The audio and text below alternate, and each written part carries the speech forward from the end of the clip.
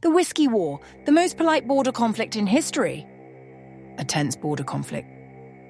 Two nations unwilling to back down. A warship on the horizon.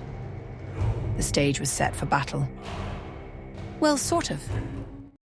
For decades, Canada and Denmark couldn't agree on who owned Hans Island, a tiny uninhabited rock between Greenland and Canada. Negotiations stalled. No diplomatic solution was in sight. Then, in 1984, Canadian soldiers took initiative. They planted their flag on the island and left behind a bottle of whiskey.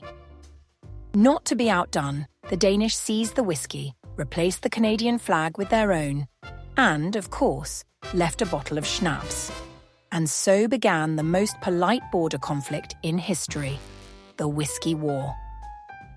For nearly 40 years, soldiers from both sides would take turns invading the island, planting their flag and swapping out liquor, like some kind of geopolitical drinking game.